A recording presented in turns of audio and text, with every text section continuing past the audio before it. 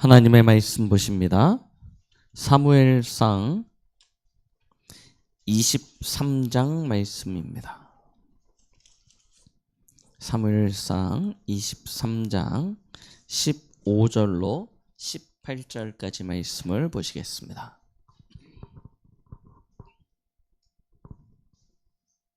사무엘상 23장 15절로 18절까지 말씀 찾으셨으면 같이 합독하십니다. 다윗이 사울이 자기의 생명을 빼앗으려고 나온 것을 보았으므로 그가 십광야 수풀에 있었더니 사울의 아들 요나단이 일어나 수풀에 들어가서 다윗에게 이르러 그에게 하나님을 힘있게 의지하게 하였는데 곧 요나단이 그에게 이르기를 두려워하지 말라. 내 아버지 사울의 손이 내게 미치지 못할 것이요 너는 이스라엘의 왕이 되고 나는 내 다음이 될 것을 내 아버지 사울도 안다 하니라. 두 사람이 여호와 앞에서 언약하고 다윗은 수풀에 머물고 요나단은 자기 집으로 돌아가니라. 아멘.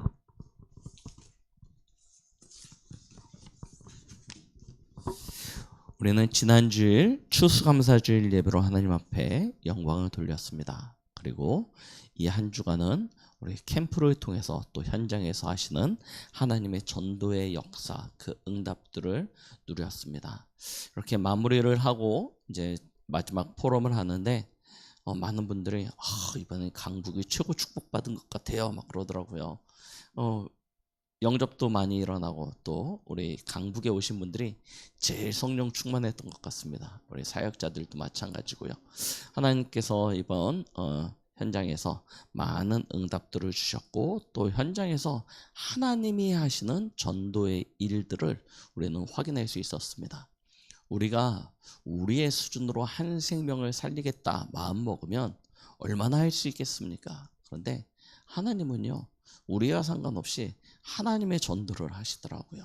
너무나 감사했고 진짜 복음의 위대함을 발견할 수 있었던 것이 무엇이냐면 지난 6월 캠프 때 제가 들어갔던 안산 와동에 그 한식 뷔페집이 하나가 연결이 돼가지고 계속 말씀 운동을 했었거든요. 말씀 운동을 했는데 이분이 교회를 다니다가 지금 그 한식 뷔페를 하면서 교회를 안 다니고 있는 상황이세요.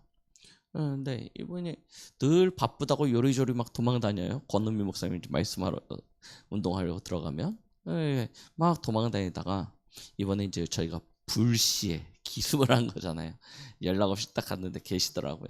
그래서 이렇게 팀 사역을 하고 축복 기도를 해주고 난 이후에 이분이 하시는 이야기가 뭐냐면 진짜 자기 속에 있는 문제를 이렇게 딱 드러내시는데 가정 문제가 너무 힘드신 거예요. 저희가 마지막 날 오는데도 보니까 이분이 가정 문제 때문에 그 가게를 못 나오셨더라고요. 못 나오셔서 오후 늦게 가서 이렇게 만났더니 얼굴이 완전히 다 죽었어요. 그래서 진짜 은혜 받으셔야 된다. 하나님이 주신 힘을 얻지 못하면 우리는 살아갈 수 없다. 마귀한테 질 수밖에 없다. 하나님이 주신 은혜 그 힘을 실제 누리셔야 된다. 그래서 아무리 바빠도 아무리 힘들어도 우선순위를 말씀 듣는 이 시간으로 딱 정해놓고 그 시간만큼은 꼭 말씀을 들어라 하고 다시 권면하고 저희가 돌아오게 되어졌는데요.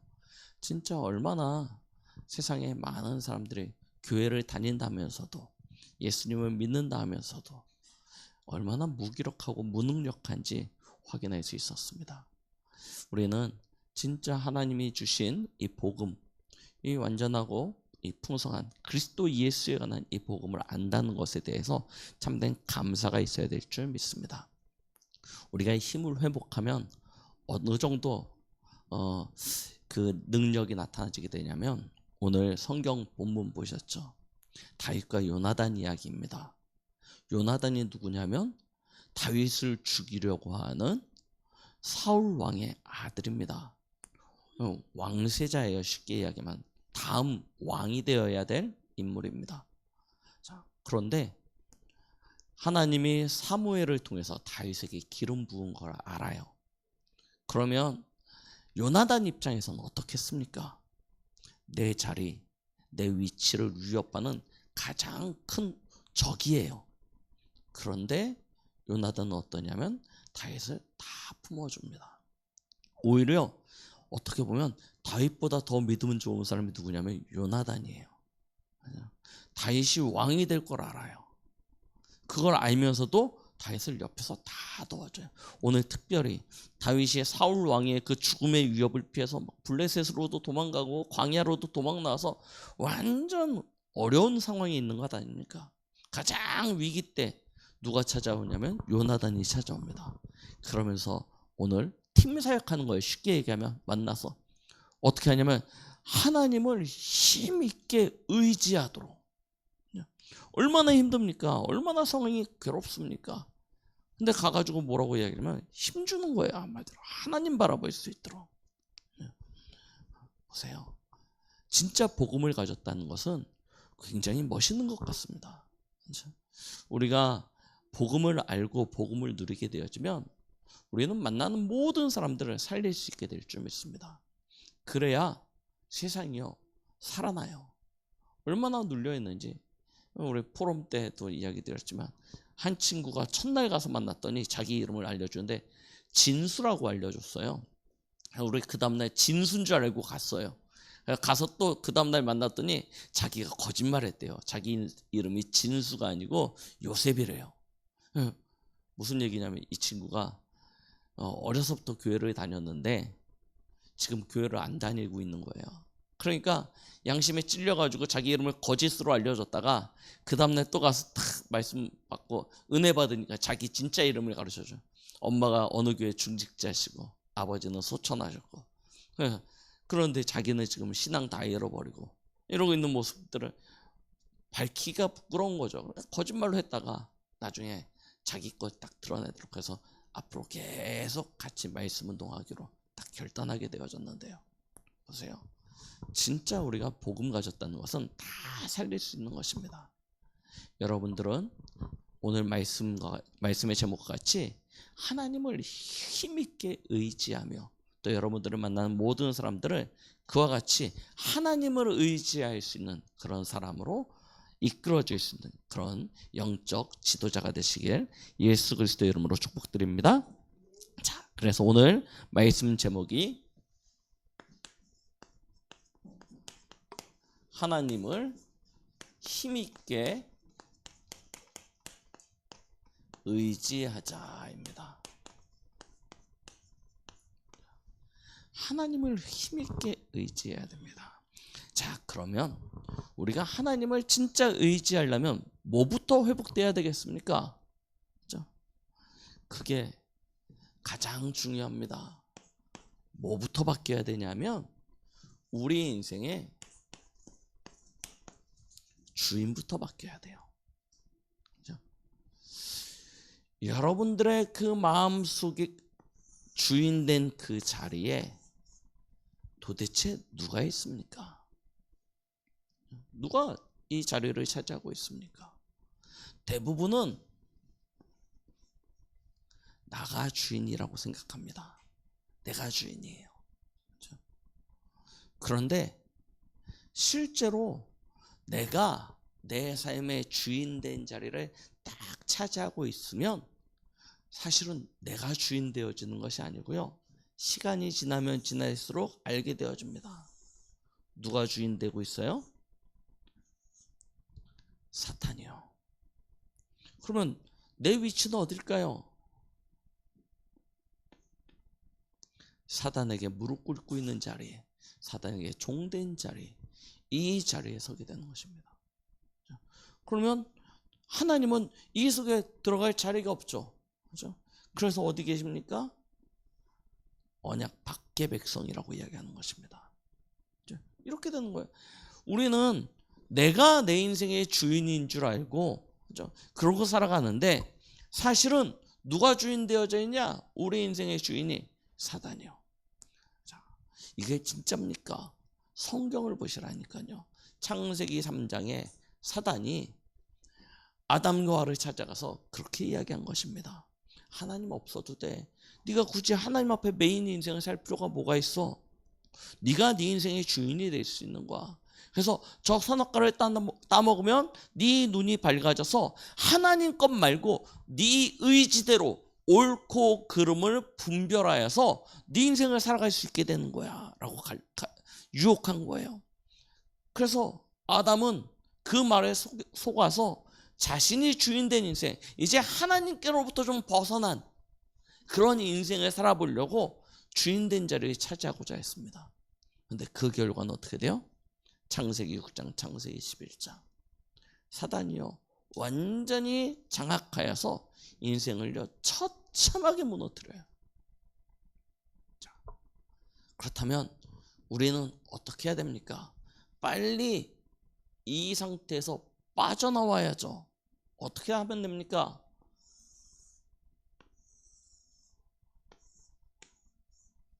내 인생의 주인 된 그 자리를 하나님 앞에 다시 드리는 거예요. 하나님 앞에 다시 나의 인생의 주인 된 자리를 드리는 것입니다. 그리고 나는 그 하나님과 함께하는 그런 삶을 살아가는 것이죠.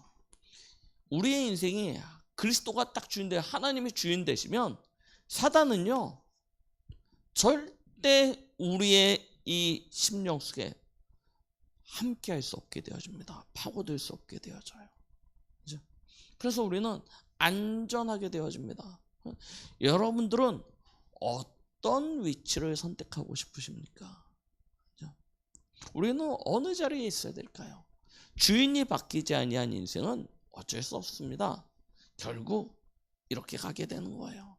자, 그러면 어떻게 주인을 바꿀 수 있습니까? 답은 명확하죠. 예수 그리스도입니다. 그렇죠?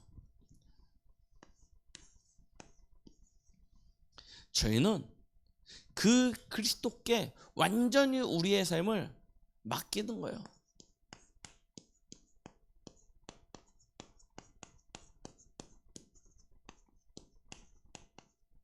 주님께 나의 삶을 드려요. 그렇죠? 가장 첫 번째가 어떻게 해야 되냐? 주인이 바뀌어야 되니까 우리에게는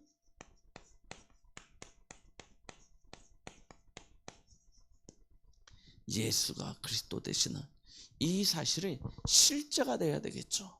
그렇죠? 자, 진짜 예수 그리스도는 여러분 모든 문제 해답이 맞습니까? 그게 믿어지십니까? 진짜 그리스도 믿으면 되겠습니까? 여기에 대한 분명한 우리는 확신부터 가져야 되겠죠. 자, 그러면 뭘 확인하시면 되냐면 예수 그리스도가 도대체 누구인지를 확인하시면 됩니다. 그분이 누구십니까? 우리는 예수님 하면 십자가의 예수님, 부활하신 예수님, 보좌의 예수 그리스도, 항상 그렇게 들어왔다면 거기까지만 생각하는데요. 사실 예수님은 누구세요? 영원 전부터 계셨습니다. 그렇죠? 그렇죠. 하나님은 누구의 손으로 창조되어진 피조물이 아닙니다. 그렇죠? 예수 그리스도는 창조주시라는 이야기입니다. 세상 이전부터 계셨어요. 이걸 꼭 기억하십시오. 우리의 인생의 모든 문제 해결자 되신 예수 그리스도가 누구시냐?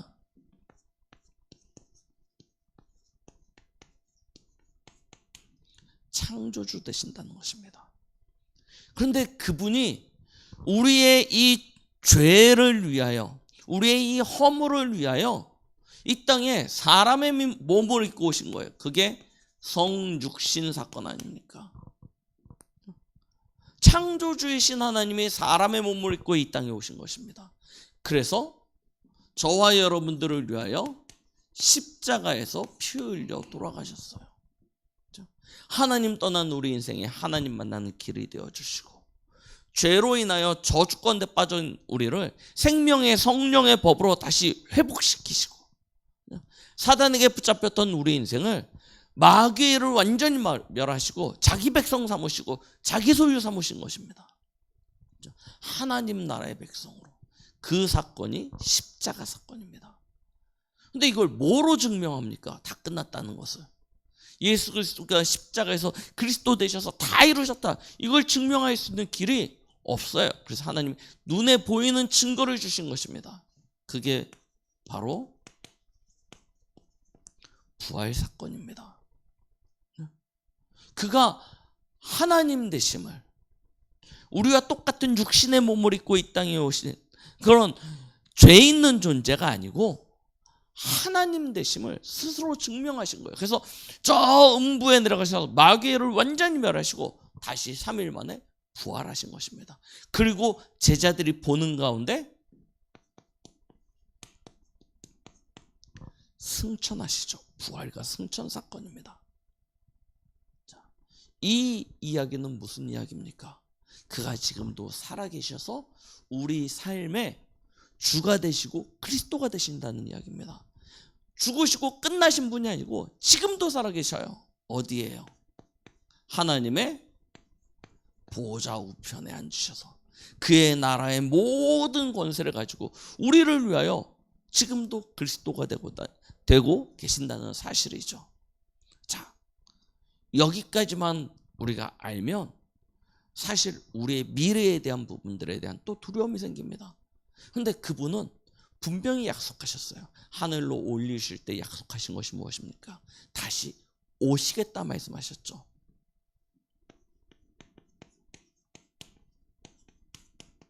재림주가 되신다는 것입니다. 그 이야기는 무엇입니까? 승리하신다는 거예요.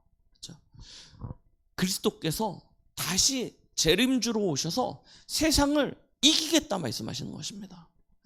우리는 그 권세를 가지고 사단을 이기고 세상을 이기는 것입니다. 자, 그 날 예수님이 이 땅에 재림하셔서 모든 것을 끝내시고 승리하시는 그날 그는 심판주가 되십니다. 세상을 심판하세요. 그렇죠? 그리고 사단을 저 지옥에 완전히 가두시고 하나님의 백성들과 영원한 나라를 이루게 되어지죠. 그래서 우리가 받은 축복은 영원한 것이 되는 것입니다. 그렇죠? 보세요. 우리는 예수 그리스도 하면 그냥 과거 2000여 년 전에 있었던 그 역사적인 인물 그렇게 그냥 지나갑니다. 그런데 하나님의 아들이니까 믿으면 구원받는데 어떻게 구원받냐면 겨우 견디다 못해 쓰러질 때쯤 돼가지고 천국 가는 구원. 많은 사람들이 그렇게 생각합니다. 근데 실제 그거는 그리스도를 아주 작게 이해하는 거예요. 그리스도는 영원 전부터 영원까지 계시는 분이십니다.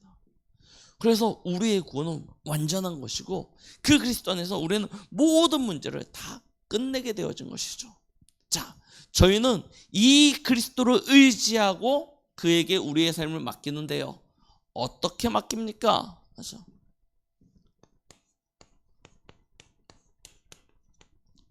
그리스도께 우리의 모든 삶을 맡기는데 실제 예수님이 제자들에게 또 그 당시에 이스라엘 백성들에게 하셨던 가장 중요한 위로의 메시지가 무엇이냐면 마태복음 11장 28절 말씀이요.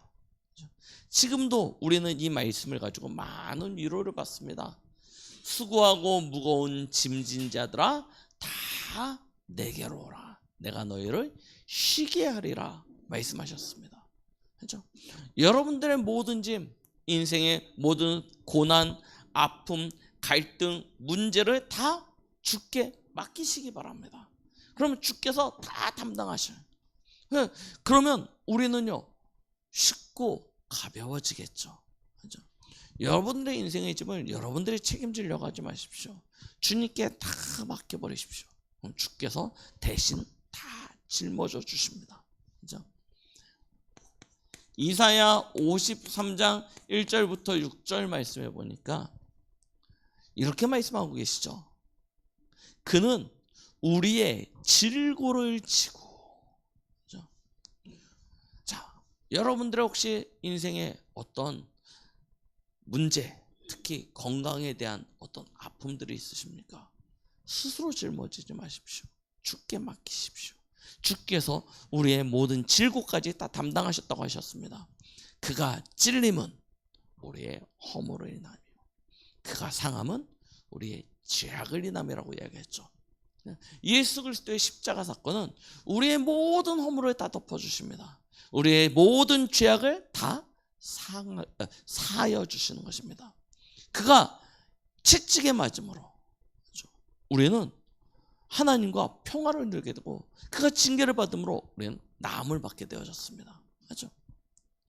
우리는 그래서 모든 것입니다. 그냥 내가 짊어지고 내가 책임질 것이 없어요. 다 주님께 맡기는 것입니다. 특히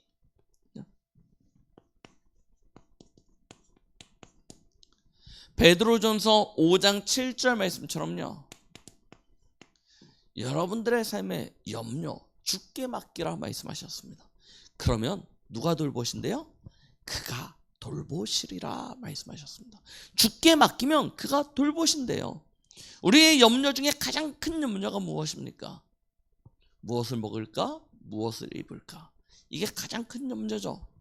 하루 세 끼 밥 먹는 것만큼 염려되는 게 없습니다. 굉장히 우리 인생 속에서 이 의식주만큼 염려되는 게 없는데 마태복음 6장 누가복음 12장에 보니까 염려하지 말래요. 그거는 이방 사람들이 구하는 것이고 하늘아버지께서 아신다라고 말씀하셨습니다. 그러면서 하신 이야기 뭐예요? 하늘 나는 새를 봐라, 들에 핀 꽃을 봐라. 누가 먹이고 누가 입히냐. 그렇죠? 하나님께서 책임져 주시겠다 말씀하셨습니다. 그래서 빌립보서 4장 6절로 7절 말씀에 뭐라고 이야기하십니까? 너희 염려를 주께 맡기래요. 아무것도 염려하지 말고 오직 모든 일에 기도와 간구로 너희 구할 것을 감사함으로 하나님께 아뢰라 라고 말씀하고 계십니다.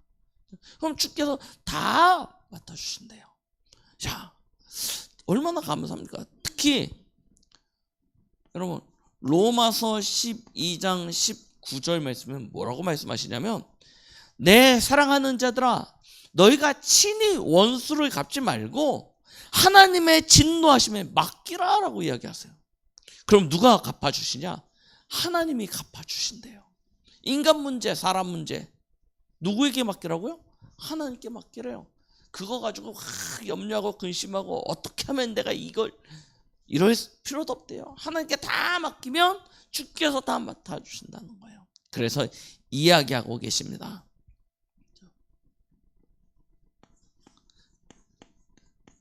우리의 주인 되신 그분을 의지하는 거예요. 그렇죠? 신명기 30장 20절 말씀을 보니까 이렇게 말씀하고 계십니다. 내 하나님 여호와를 사랑하고 그의 말씀을 청종하며 또 그를 의지하라. 그렇죠? 그는 내 생명이시오 내 장수이시니 여호와께서 내 조상 아브라함과 이삭과 야곱에게 주리라고 맹세하신 땅에 내가 거주하리라. 그렇죠? 주를 의지하라고 말씀하고 계십니다. 그렇죠? 자, 시편 62편 8절 말씀해 보니까 백성들아 시시로 그를 의지하고 시시가 무엇입니까? 항상 때마다 그를 의지하라는 거예요. 그 앞에 마음을 토하라. 다 내어놓으라. 그러면 하나님이 우리의 피난처가 되어주신다라고 말씀하고 계시는 것입니다. 그를 의지하고 그에게 다 내려놓으래요. 시편 115편 9절에는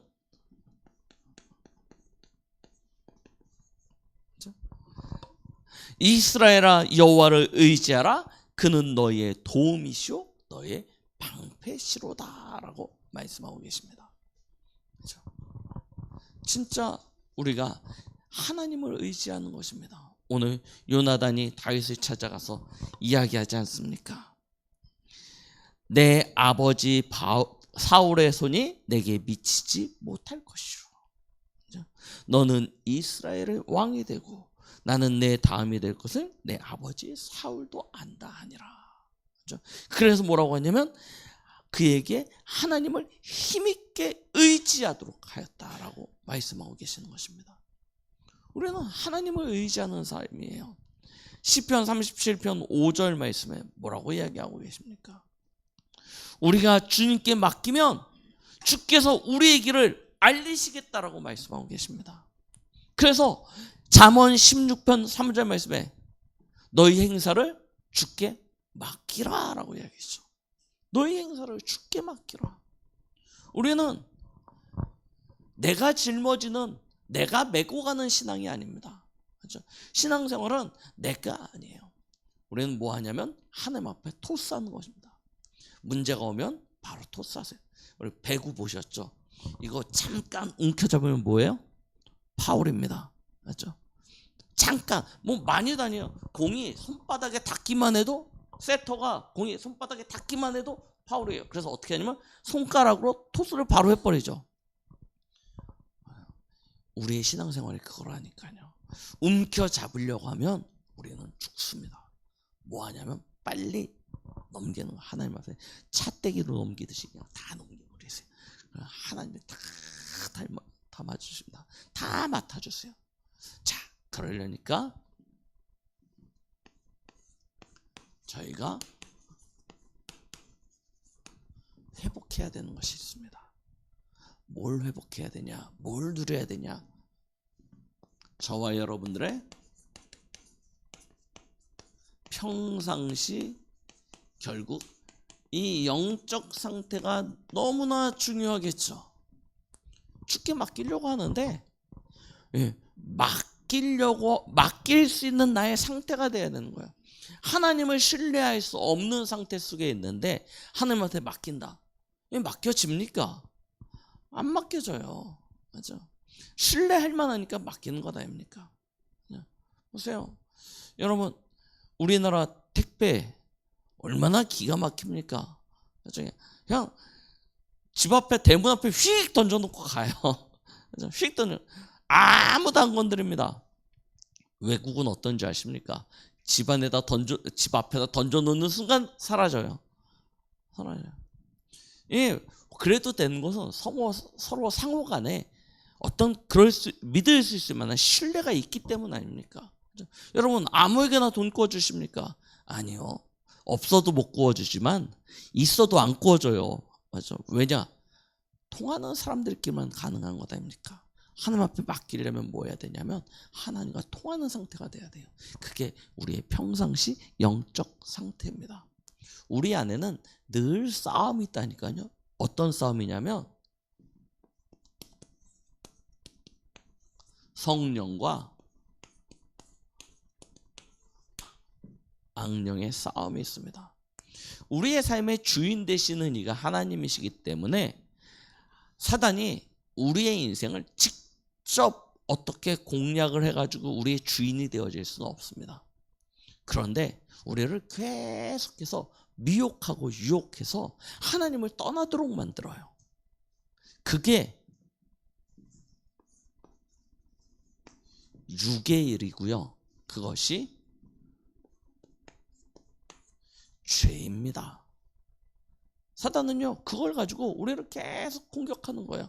세상의 어떤 문화, 흐름, 이런 분위기들을 가지고 우리를 계속 미혹하고 유혹하여서 육적인 것으로 계속 살아가도록, 우리의 마음이 하나님의 말씀을 떠나서 죄 가운데 행하도록 계속 만드는 것입니다.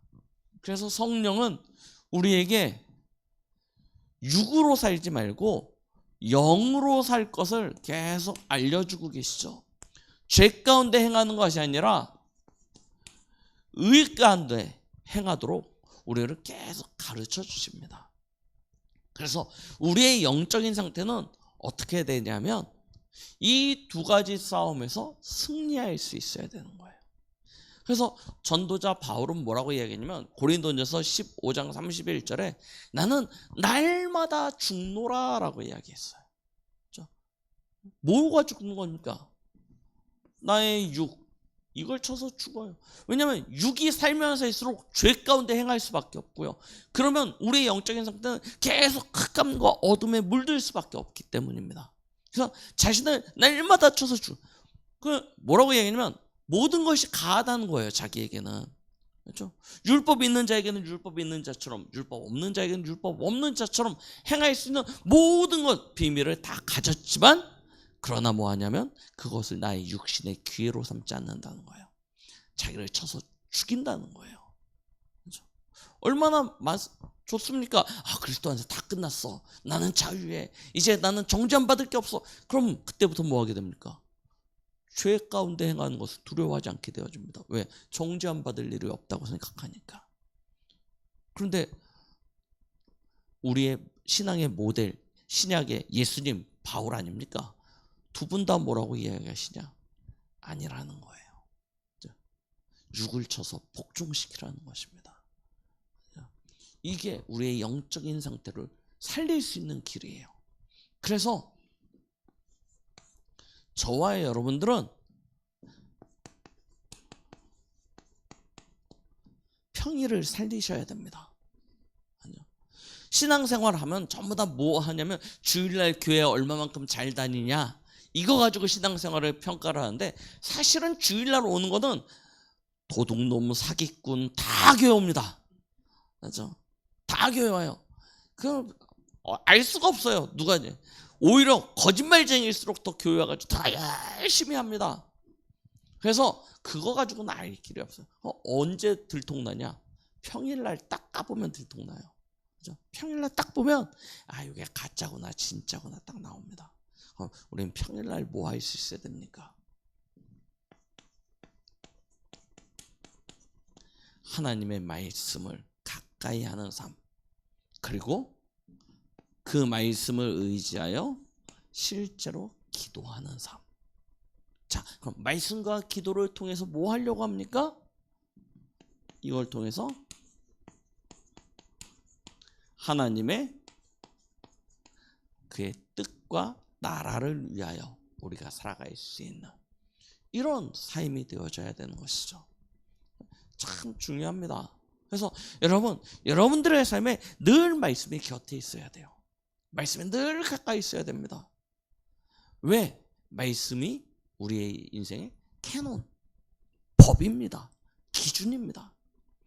말씀이 없으면 결국 어디로 흘러가냐면 내가 주인이 되어져서 내가 하고 싶은 것, 내가 좋아하는 것, 내가 원하는 바를 하고자 기도하고 그것 때문에 삶을 살게 되어지는 것입니다.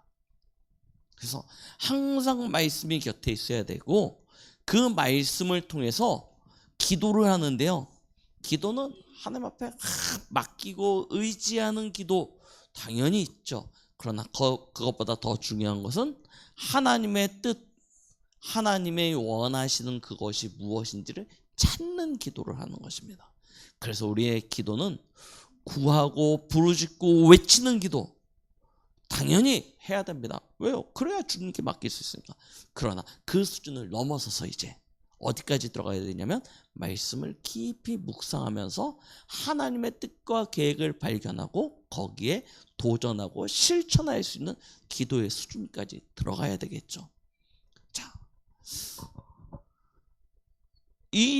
이와 같은 삶을 살려고 하면 여러분들 시간 분배를 되게 잘 하셔야 됩니다.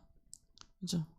어저께 우리 랩런트들에게도 얘기했지만 여러분 아침에 눈 뜨면 멍한 상태에서 출근합니다.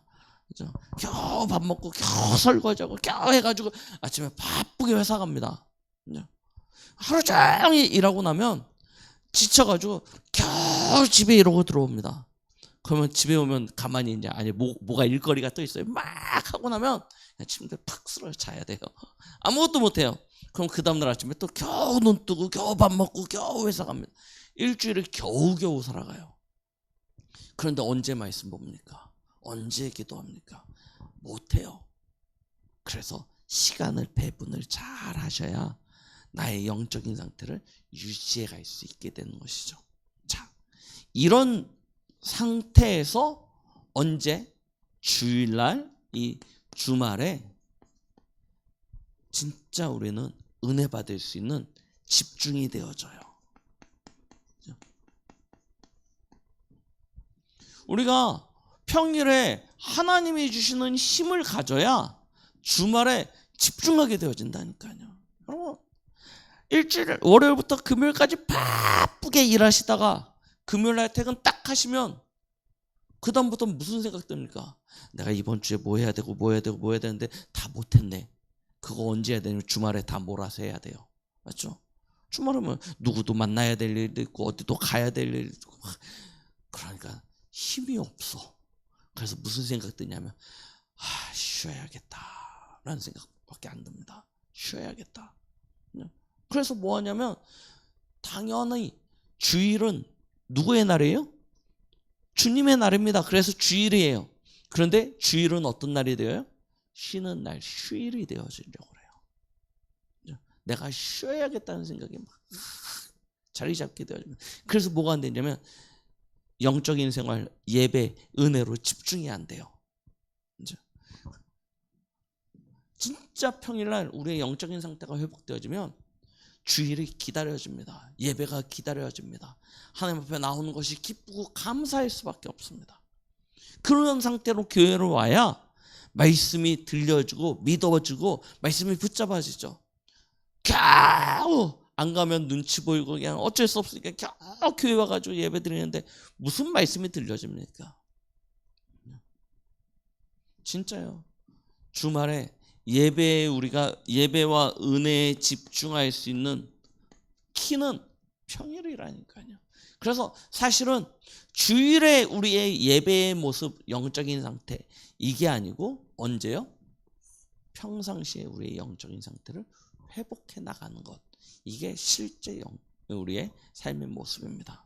오늘 요나단과 다윗이 주일날 예배드리고 만나서 포럼하는 시간이 아니었습니다. 맞죠? 주일날 예배드리고 은혜 충만해서 만나가지고 포럼했던 그 모습이 아니라니까요. 평일입니다. 그것도 가장 위기의 때, 다윗이 가장 힘들고 고달플 때 요나단은 다윗을 찾아와서 하나님을 힘써 의지하도록 권면하고 힘주고 돌아가게 되어집니다. 어떻게 보면 다윗이 시편 23편의 그 고백을 할 수 있었던 가장 결정적인 동역자이자 옆에 있었던 사람이 바로 요나단이 아닐까라고 생각되어집니다. 여러분들의 한 주간의 삶 속에서도 요나단과 같이 진짜 많은 사람들에게 힘을 주고 하나님을 의지할 수 있도록 도우며 또 여러분 스스로도 진짜 하나님을 의지하고 신뢰하고 그가 주인 되어진 인생 속에서 하나님이 공급해 주신 그 힘으로 세상을 살릴 수 있는 그런 응답과 축복을 누리시길 예수 그리스도의 이름으로 축원드리겠습니다. 기도하십니다.